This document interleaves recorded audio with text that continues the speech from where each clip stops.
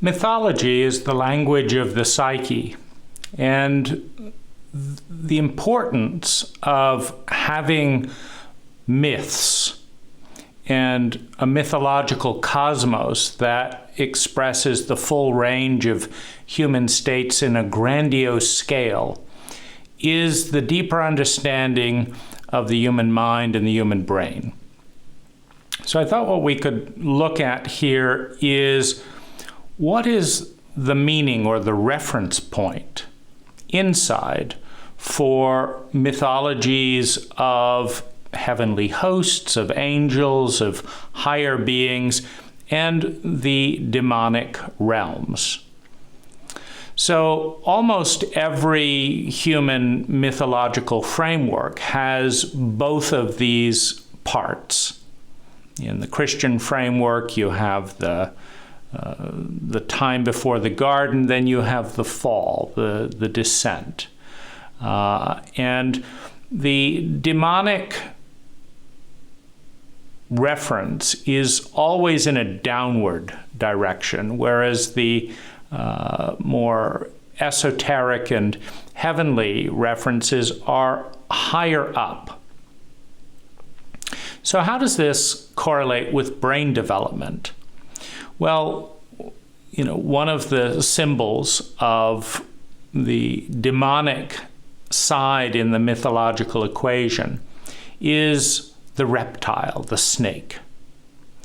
And that offers a clue in brain development because the brain stem, the lowest region of the brain, is the reptilian brain. Meaning, if we follow human evolution backwards, we find the 200 million year old crocodile brain in the brain stem of a human being. And the purpose of the reptilian brain is survival without feeling. So crocodiles don't have feelings. They're not warm-blooded. They operate with a sociopathic principle. A crocodile, when assessing who to attack, will pick a 5-year-old boy wandering behind the parents before it would attack either of the parents. And the reason is simple. The reptilian brain makes a calculation about whether to attack, whether to run, or whether to freeze. And the basis to attack is that the prey is smaller. So the survival program of the reptilian brain is to attack what is smaller, to run from what is bigger, on the presumption that it is also reptilian. And it references the law of mass. The law of mass says that whenever two energies, two patterns collide, if you imagine a bowling ball and a pinball, if a bowling ball and a pinball are rolling towards each other on flat ground at 50 miles an hour, and they collide, what happens? Well, the pinball goes flying, the bowling ball continues on its original trajectory with just a slight diminishment of energy. And the reason is the law of mass. We're not talking morality here. We're not talking character. We're certainly not talking intelligence.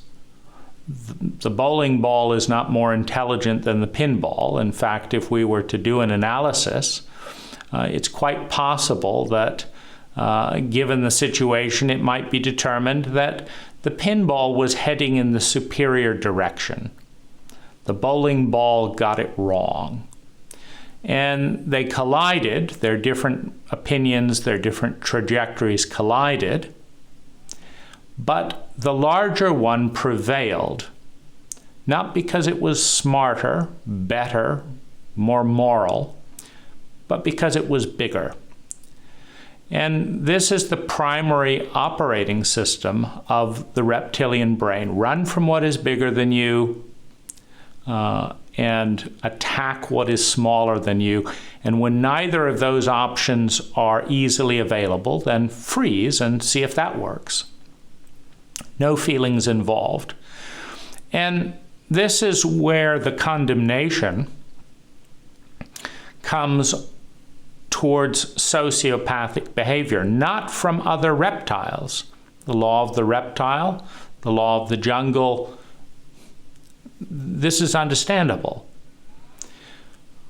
The attack to this reptilian principle comes from the empathic center of the brain.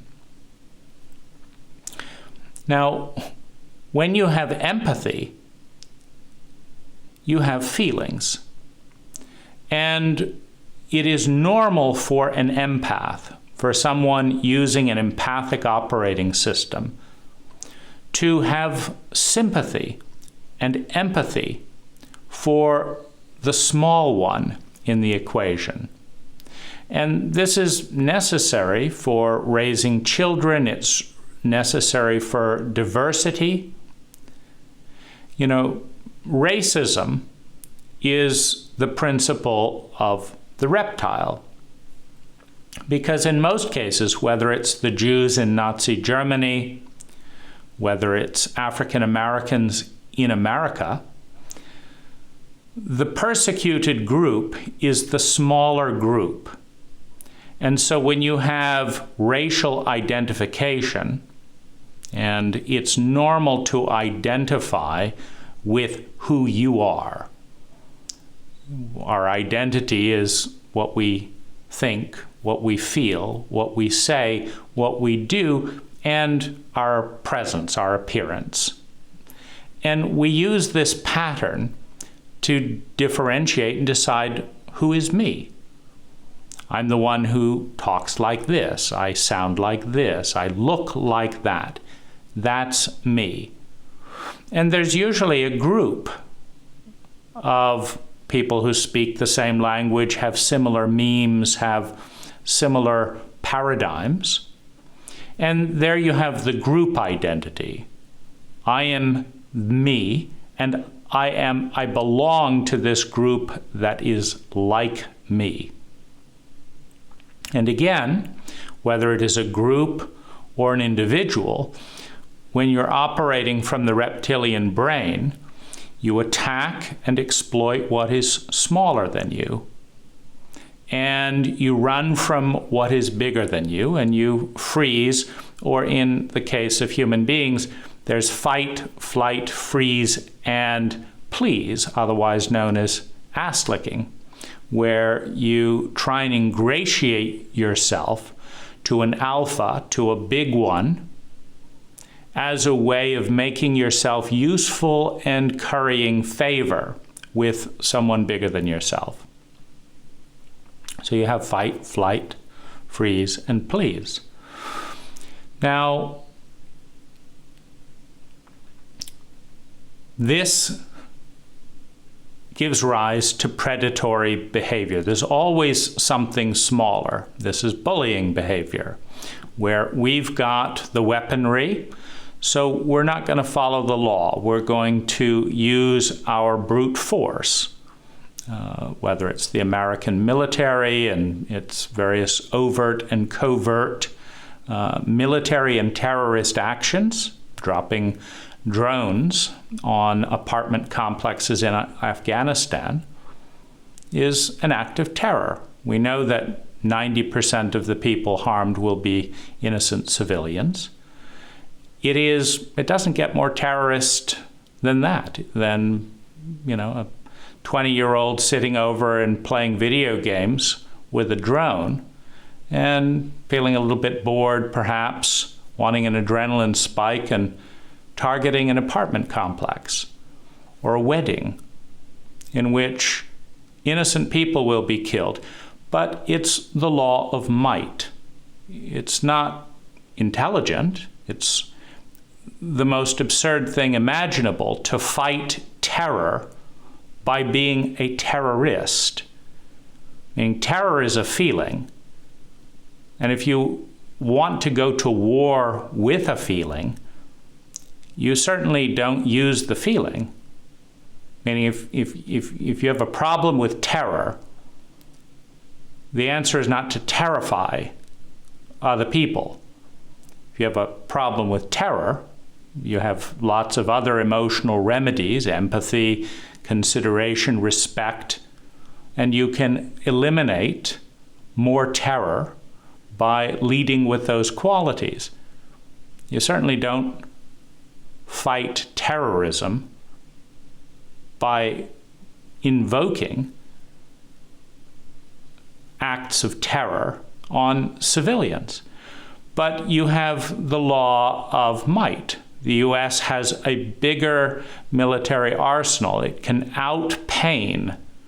And you may get an attack in here and an attack in there, but then we'll add even more pain to your group because we've got bigger firepower. It's the crocodile brain, the reptilian brain. Now, what is the demonic state? The crocodile brain has no love. It has no other feeling other than an instinct around pain and fear. The crocodile brain has no empathy. There's no gratitude, there's no warmth. It's a cold-blooded brain. And its purpose is to reach through self-absorption, through narcissistic self-absorption and self-centeredness, this protocol of competition where anytime animals collide, the big one feeds on the small one, and the most intelligent animal prevails. The fastest, the smartest, the most calculating, the most far-reaching, the biggest body, the biggest muscles, the biggest teeth, the biggest weaponry prevails in reptilian engagement. And in the predatory dance, where you have, a tiger, a lion, a puma, the gazelles survive by being good at running from an encounter that they cannot survive. It's an encounter that they cannot survive. So how are they going to stay alive? They have to outpace the encounter. And the evolutionary function of this sociopathic drive is to enable continual fitness and development.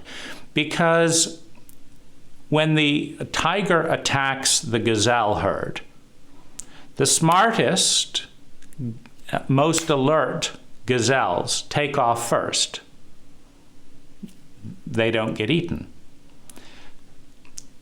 The next reactors take off second. The healthiest gazelles stay in the forefront. So which gazelles go into the background? You have the elderly, you have the newly born, you have the sickly, and you have the mentally less responsive.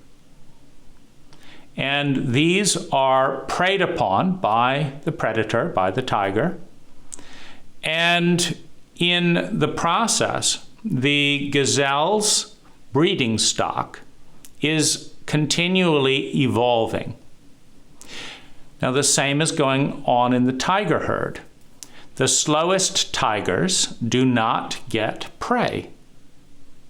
The prey outruns them. The prey is constantly evolving to become faster than the tiger, and the tigers are constantly evolving to get faster and faster through a similar principle, which is the more dim-witted, the more lethargic, the more lazy, the more elderly, the newly born tigers, the ones that are not the best predators, they die. They get sick. They don't eat as well.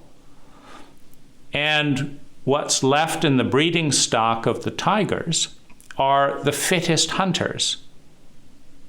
It's also common for the alpha hunters to mate the most, to have the best choice in mates, and to be more interested in sex. If you're starving because you weren't fast enough to catch meat, you're probably looking to survive and catch meat more than mate.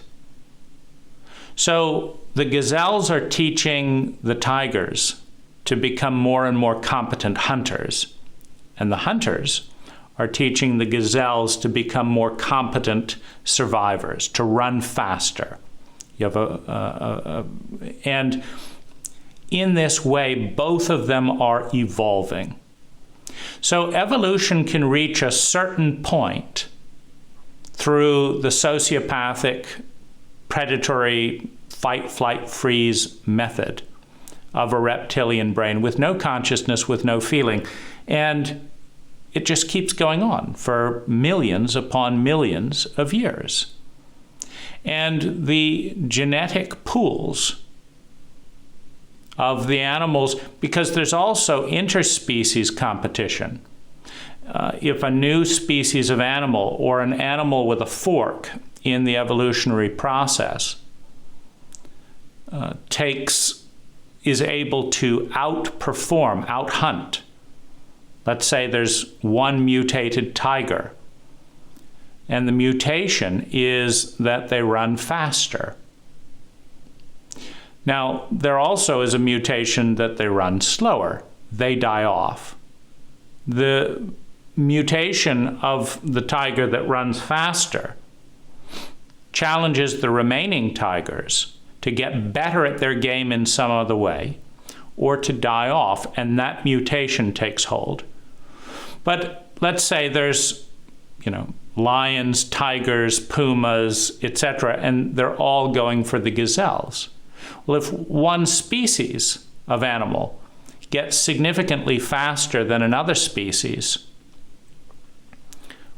that species is going to grow and eat better, and the other species is going to die out. In the history of the planet, millions upon millions of species go extinct because their fork in the genetic mutation process was not as efficient at securing resources as another fork.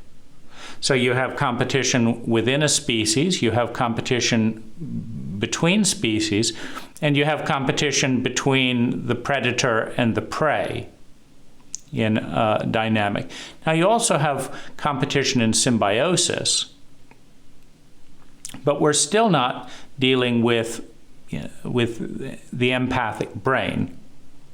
If one species of plant or animal is able to be symbiotically more effective, meaning we join forces, and because we join forces, we together outperform another group that doesn't join forces, then you have this synergy effect, which is done expediently in these different chance and bifurcations of genetic and experimentation, where suddenly, because partnership, you can think of it today, if you have 5 people running a company, you can do 100 times more than one person running a company in many cases, because you can have specialization. And so you have alliances of that nature. But we're dealing with the reptilian brain. So when we talk about the descent into hell for a human being in the mythological cosmology, what we're dealing with is the descent into the limbic instinctual drives, the animal drives, and then below that into the reptilian drive. And we refer to it as hell and fire and all of that, fear, pain, because there's no love. There's very little consciousness in that brain that we would think of. There's a strong sociopathic instinct that allows for survival in a sociopathic environment. Now, the mid region of the brain is the rational brain. It is the pattern analyzing brain. And what human beings can do, unlike crocodiles, is they can learn patterns far faster than a crocodile. They can learn how to pick a lock and break into someone's room. They can learn how to plot something more efficiently, because the pattern organizing brain allows us to predict the future based on the past, based on knowledge, with more competency. And so the most dangerous animal on the planet is a fully reptilian brain with all of the knowledge of pattern recognition. In the Sherlock Holmes story, this would be Professor Moriarty. A pure reptilian instinct honed with top university degrees and knowledge, highly calculating, able to play chess. Chess is a reptilian game. It's a zero-sum game of beating your opponent, where it used to be with running. Now we've got beating your opponent with a symbolic game. You know, when you knock off their horse, you're not shooting someone down on a horse. You're just moving your castle over and knocking them, you know, a piece off the board. But it's still a reptilian game. There's no partnership. There's no empathy for your the person you're playing the game with. It's reptilian. Now, the purpose, if we're going to play projection onto this landscape of life and evolution, one could say that the purpose of the reptilian brain, and then the limbic and rational brain, is to bring evolution to a certain point. The point where there's more and more competency, more and more sophistication, more and more pattern recognition in the interactions between patterns of energy. That's what life is. It's a pattern of energy, and the life that continues is the pattern of energy that has the most versatility, the most options, and that consumes energy and accesses resources more efficiently than other patterns of energy. That's the pattern of energy that survives.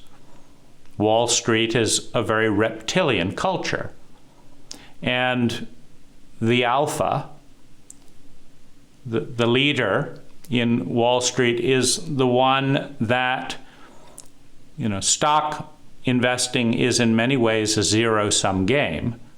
So if some person is making money on the stock market, someone is losing. If I buy the stock and it goes up, the shorts are losing. If I short and the stock goes down and I make money, the people that went long were losing. If I sell a company that's going to go bankrupt and buy another company that is going to go up, the people that held on to those stocks lose all their money. And I made more. So we're still in a reptilian paradigm of winners and losers. And just as in the Saharan plains, it tends to be the fastest, biggest lion or tiger that tends to win more often. so a hedge fund tends to win more than the little guys, in part just the sheer mass. They can intimidate people into not buying a stock if they want to short it.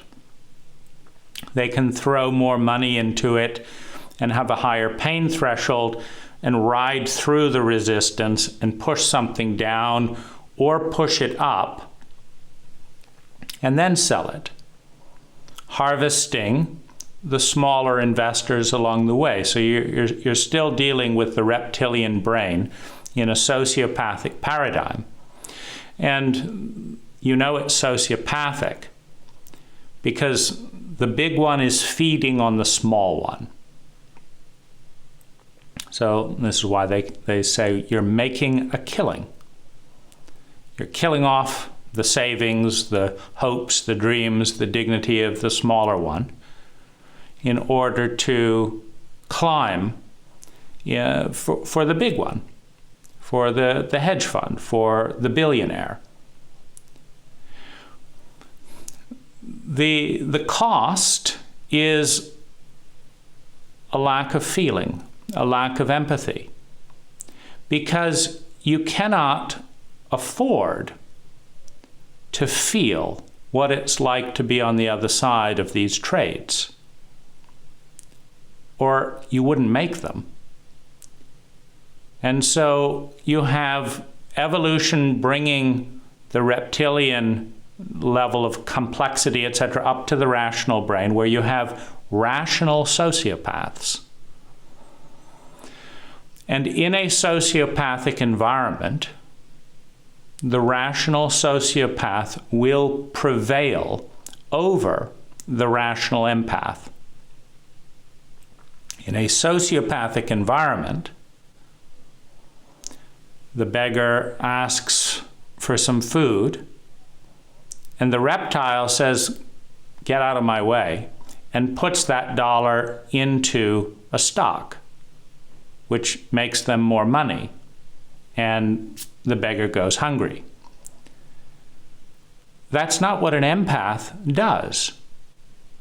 Someone with empathy says, "I've already got billions.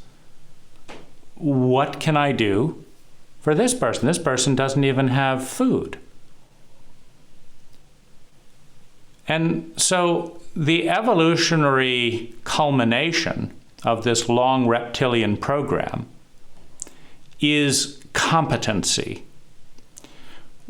And competency has the possibility of creating abundance. And this is very significant because with abundance, when a planet is producing literally more food than is needed to feed the entire planet, more electricity than needed to feed to feed all the electrical outlets, when there's more books than you can possibly read for a few pennies just scrolled on your phone, when you've got access to information, when you've got access to data and can use that data to enrich your life, more and more people get to this point which we call the poverty level. More and more abundance of money. When you have washing machines, you have abundance of time. Of the 10,000 tribes and cults or cultures in human history, many of them, spent hours a day washing, carrying water. So as you have technology that creates abundance, you free up time, you free up energy to do what? To imagine. And so you have the beginning of the brain that can dream, that can have ideals.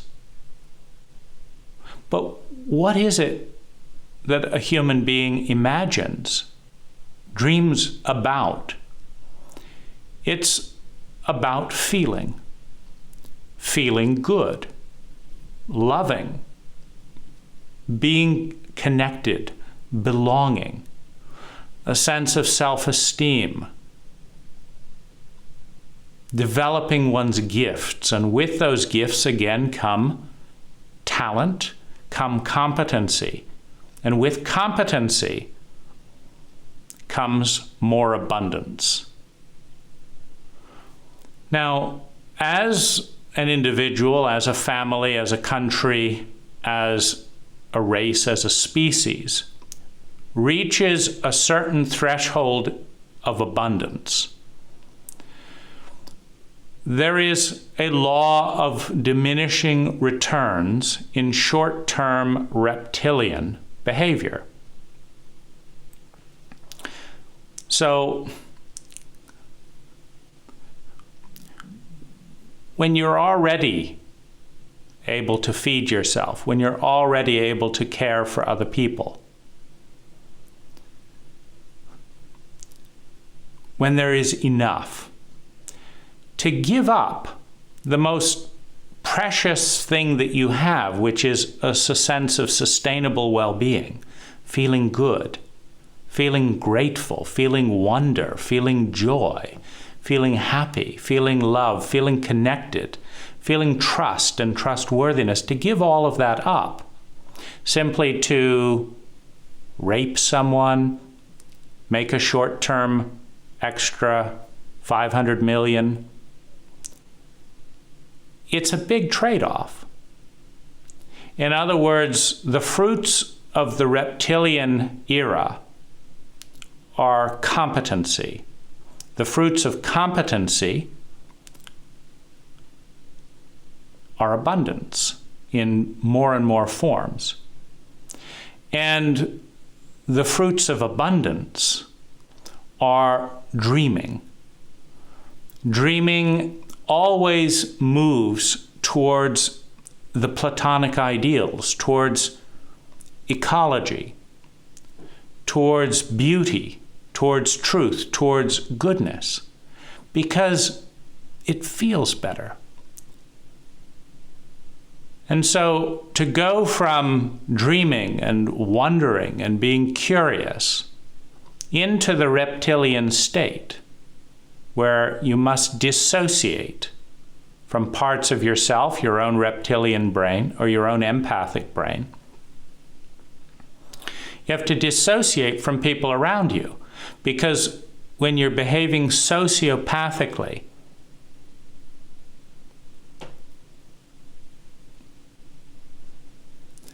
you must enter the reptilian brain. As you enter the reptilian brain, you lose your humanity. What is your humanity? What's the difference between the human animal and the human being? Is the empathic brain. The empathic brain is a 180-degree pivot from the reptilian brain. The reptilian brain says, attack what is smaller than you and run from what is bigger than you. The empathic brain says, protect and nurture what is, and respect what is smaller than you, and partner and receive nurturance and respect from what is bigger than you. In a family, in our day and age, we're dealing with this terrain, meaning the more abundance there is in the family, mentally, emotionally, physically, financially, culturally, socially, logistically, the more the parents tend to behave like human beings, like empaths. And the law of empathy says that you look after the women and children first, that the big ones, that the giants protect the children. The law of mass and the reptilian law says that you feed. To a sociopath, a 10-year-old girl is a sex object, and a desirable one because she's smaller. She can't run away. She can't assert. She can't escape, so you have a predatory relationship with what's smaller than you.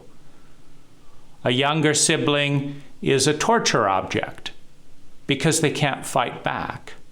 And you can master the art of sadistic behavior effectively practicing on your younger siblings. The most fragile boy at school is the butt of the jokes because they can't fight back. In other words, we're dealing with the law of the jungle, the law of the reptile, learned at home, taken into groups, modeled again and again. In a reptilian cult, the wealthy person can pay the bribes and get special treatment, and Jeffrey Epstein can serve what would, for most people, be a life sentence by heading off from jail in the day to do his work and have sex with underage girls and come back and spend the night in jail just for a couple of years and go off scot-free because he can hire the best attorneys. We're dealing with a reptilian environment. The part that is so upset in us about someone like Jeffrey Epstein or Weinstein getting millions of dollars in legal protection from Disney. Disney's attorneys represented Weinstein to bully some of Weinstein's victims into signing non-disclosure contracts where they couldn't even see the document. Now, there's Disney with hundreds of millions of dollars of resources. There's Weinstein with millions of dollars of resources. There's a reptile, and they're all preying on the most vulnerable people in the system.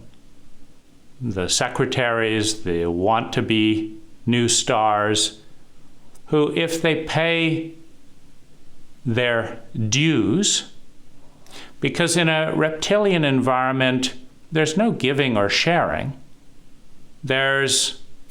You've got to pay my toll, or I will kill you or squash you.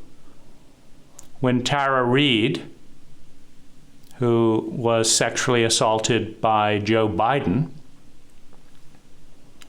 reported the abuse to human resources, she was sidelined and blacklisted, and even the charities that help women recover from sexual abuse would not help her for fear of offending a senator upon which they depended for money. And so the deal was, okay, Biden, you get to rape your women, but you'll give money to help other women. And that's the fee. The reptilian brain is completely self-centered. And so it may make calculated moves for political gain in a political warfare, but it's the same law of mass. We're bigger than you, we can crush you. Don't even think about applying the law or fair standards, etc., to me. I'm in politics. I'm a billionaire. I have a brother in the police. I can kill you. I have a gun. I can evict you. I own the house. So we're dealing with the reptilian brain. The cost is love, the cost is empathy, the cost is trust and trustworthiness. Now, empathy, the human area of the brain, and most human beings at our current stage of development are moving between reactive limbic emotion, no particular thought, just reactivity, sociopathic rationality, where I'm going to use my strategy to outwin you financially, socially, etc. Revenge is definitely in the reptilian brain. So we have a lot of teenagers plotting their various things. And there's a movement. I'm in reptilian relationship with you. I have no feeling, I'm completely dissociated from you. I have some feeling, some empathy for you.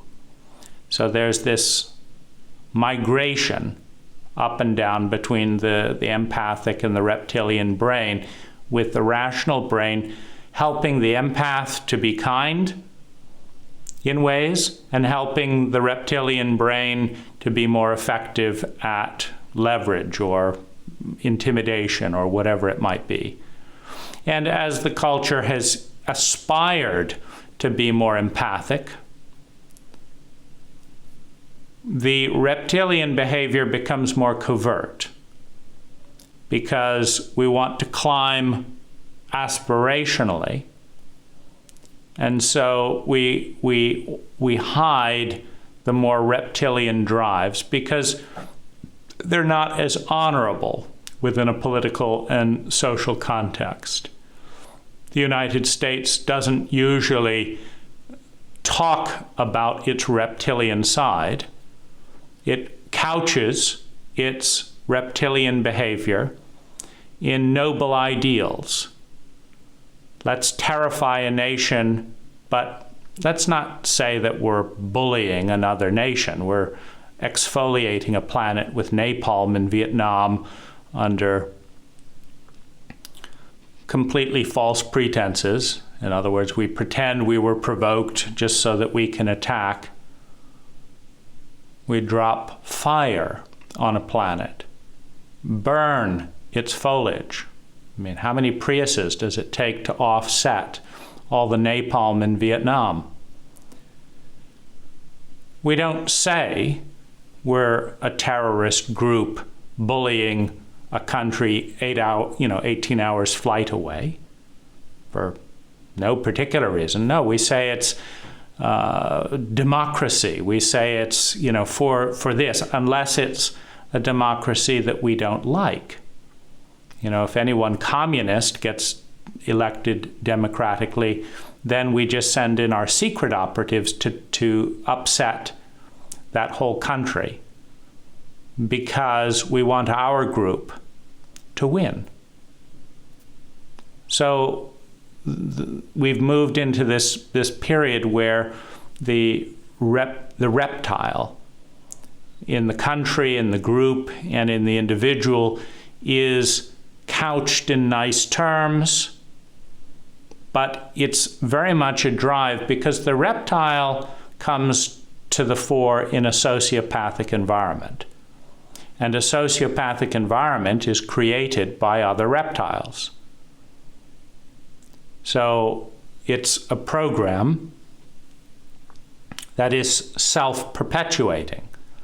Now, the empathic program is also self-perpetuating. When you treat people well and empathically, they tend to be more empathic and treat you well in return.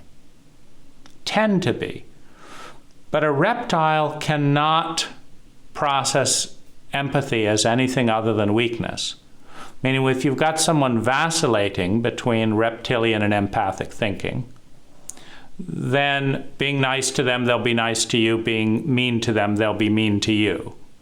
And so they'll basically, if you're a reptile, they'll be a reptile. And if you're an empath, they'll be an empath. And there's all this, who's my enemy, who's my friend. But nevertheless, the cost of this reptilian brain is enormous in the loss of humanity.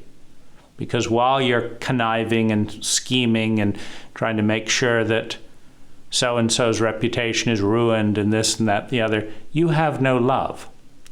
You have no joy other than the joy of pulling them down, which is not usually terribly satisfying. It's certainly not as joy-filled as the joy of being of service or watching someone in an abundant framework where everyone, including you, have enough resources, watching someone flourish is more fun. So what about the heavenly realms? Well, here we move beyond the empathic brain into the transcendent brain. Every human on earth has a small amount of dimethyltryptamine inside their brain. And in certain visionary states and certain dreams, in certain athletic highs from running, when falling in love, when having a tantric orgasm, when chanting and dancing, this transcendent brain alchemizes DMT within the brain, and an epiphany, an altered state, a transcendent state occurs at a certain moment in the dance, at a certain moment in the lovemaking, at a certain moment in the ecstasy, the ecstasis, the severing from the limited identity of the self.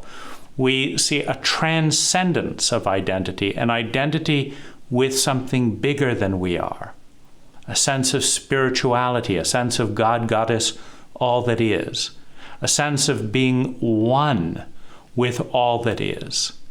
And this is the state of peak ecstasy. This is the state of wonder in which we feel deeply connected and empathetic with everything and everyone, because we've entered the transcendent brain. Now, when you enter this part of the brain, here you'll also find things like a parent going into a burning building and throwing a child out and then burning alive and being happy about it. In other words, they're identifying with the continuance of the species more than with the limited body. They're identifying with the larger ecology rather than continual gratification. And so here you have the heavenly realms, the boundless generosity, the boundless joy. We have the angel in the psyche as that complete and unconditional love.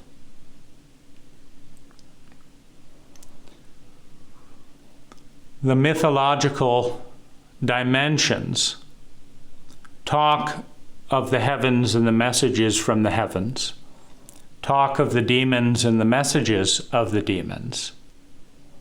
But they are revealing a map of consciousness. They are revealing the brain evolutionary process. And there is a reward for reptilian behavior and a price. And there's a reward for transcendent behavior and a price. As an evolutionary process, we are on a journey from a low level of intelligence where there's vast amount of energy consumed with very little well-being, where there's vast amount of energy spent in very low complexity patterns of life, amoebas, worms, things that do not have thought. And over time, in that ecological environment, that evolves into more and more complex life forms. And at least this one is conscious. In other words, consciousness comes on the foundation of abundance. Consciousness is expanded as we go from washing clothes to putting them in washing machines and reading books and dreaming and imagining the frontal lobes, the future dreaming, to where the past is creating more and more of the present, to the future is creating more and more of the present. I want this, so I'm going to do this now and do this and this and this. I don't want that, so I'm going to do this. The future is creating more and more of the present. We have the angels in our brain. We have the demons in our brain. The purpose of the demon is to compete through fight, flight, and freeze until consciousness reaches the point where the rational brain explodes upon that foundation, and we have the rational sociopath. The rational sociopath, acting in knowledgeable self-interest, creates more and more abundance and starts to find that by cooperating with other people, sociopathically, because it's good for me.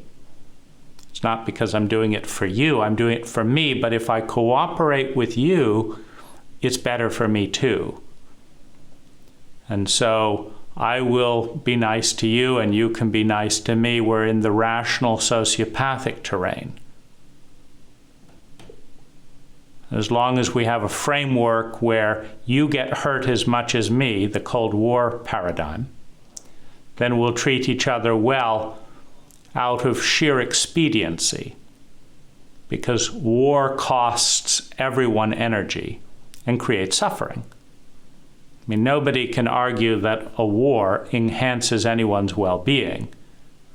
So if you can get to the abundance that war was supposed to lead to, I mean, the war against a race that leads to slavery, it's not fun, but the goal is the wealth with slavery. It's not fun to be a reptile. You have to be reptilian to be a slave driver. And one tends to be regressed into the reptilian state when one is a slave, because it's very hard to feel love and empathy for someone who's treating you cruelly, causing you pain. So you have a descent there. But as you create abundance with that rational sociopathic drive, where there's no particular morality in most cases, it's the bigger, wealthier, more technological, more profitable, whatever, bigger group that is attacking the smaller group. I mean, the Jewish people, if I'm not mistaken, were very successful business people in Germany. But a reptile says, we're bigger than you. Let's just eradicate you and steal all your money. You know, so it's a reptilian framework.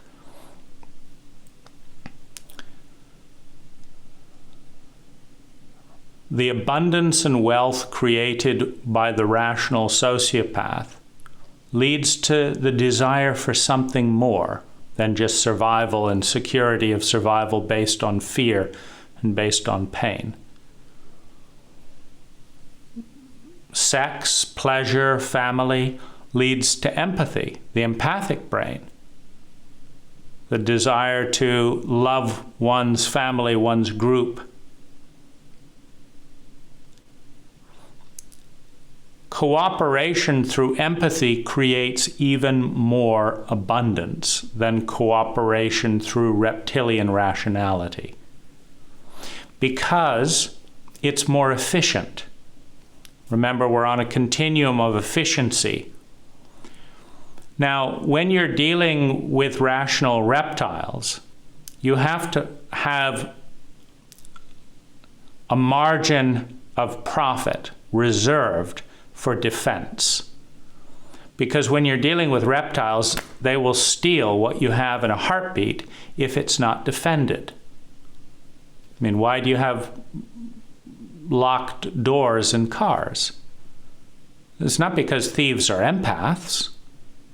It's because they will rob whoever has the poorest locks or leaves a key in the car. Not empathically, sociopathically. The rational sociopath requires a tax on the entire species.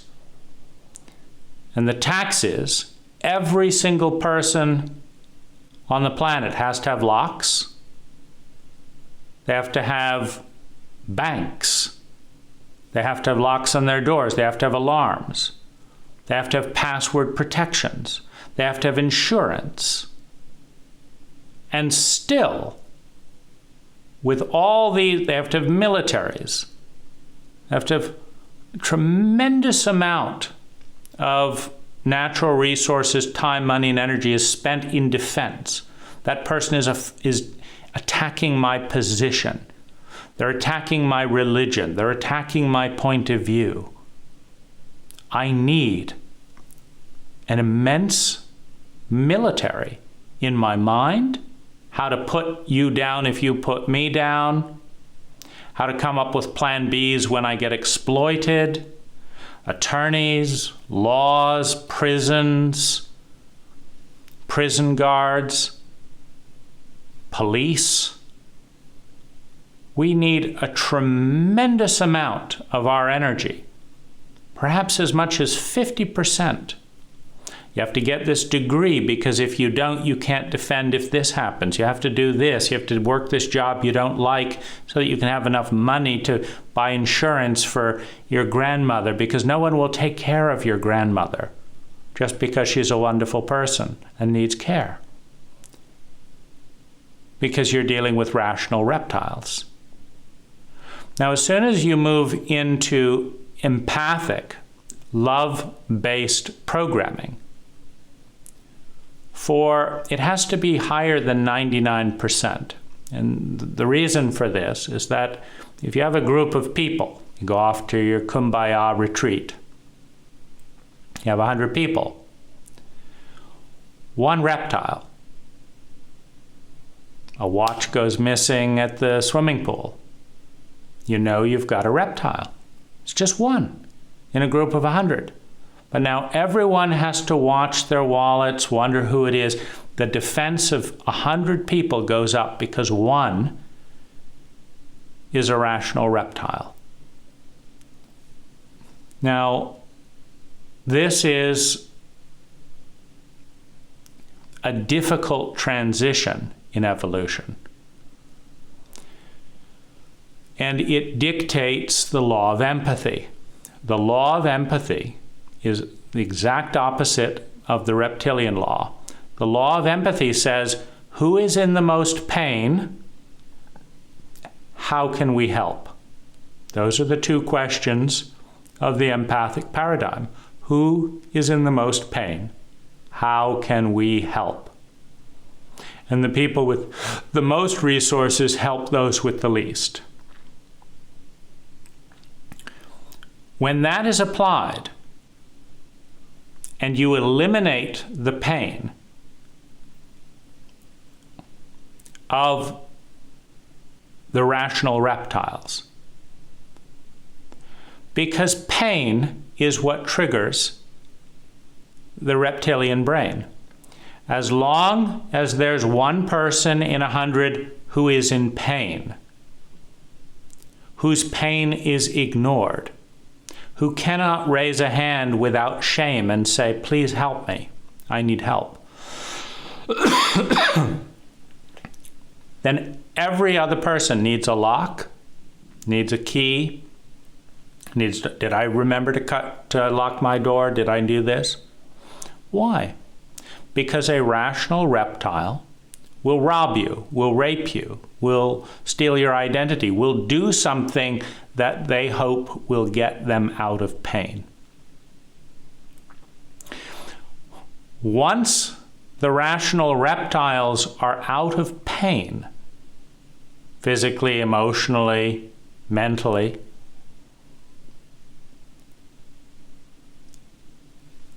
The entire group can give up the locks, can give up the warriors, the insurance policies, the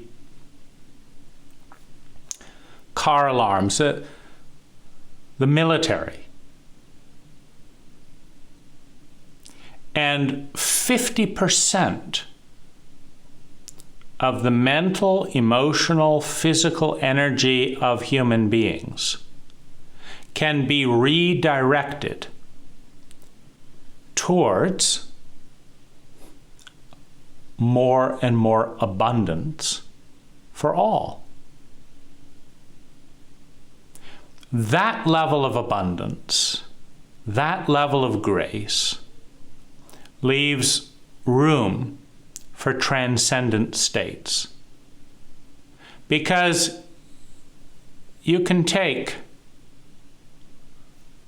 mushrooms, psilocybin, DMT, cocaine, speed,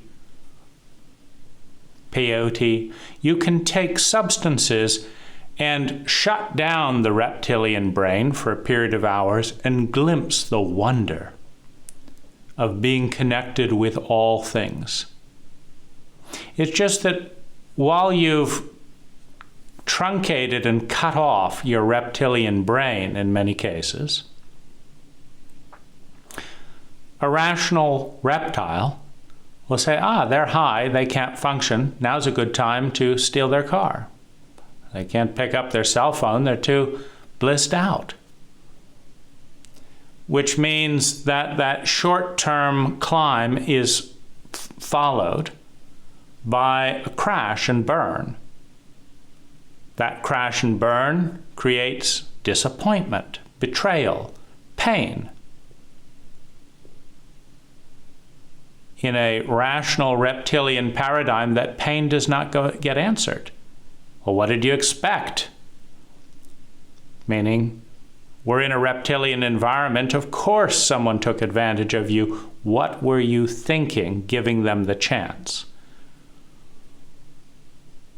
And with that pain comes the reactivation of the reptilian brain and the fight, flight, freeze effort determined to get back on track, to get what was taken from us at all costs.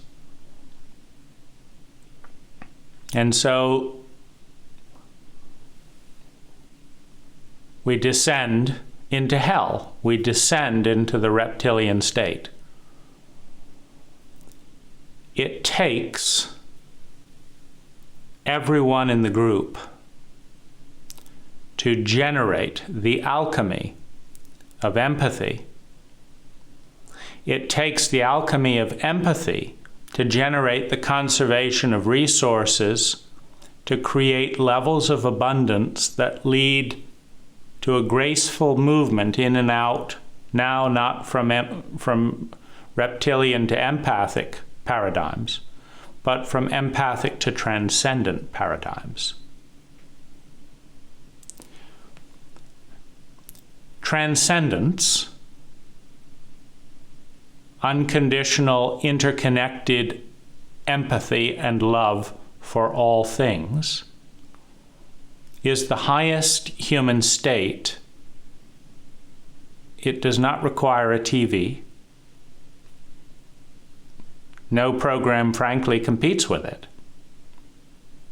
Does not require a nuclear power plant. Doesn't require a military. Doesn't require binge eating to get over the pain that isn't there. You're now at the Godhead in the mythological realm. The all-seeing, all-knowing, all-being. You have data more seamlessly and efficiently integrated than it's ever been. Because you cannot love what you do not understand. You cannot understand what you don't see. And you can't see without getting an extraordinary amount of data. And intelligent data is the technology of grace. The technology of grace is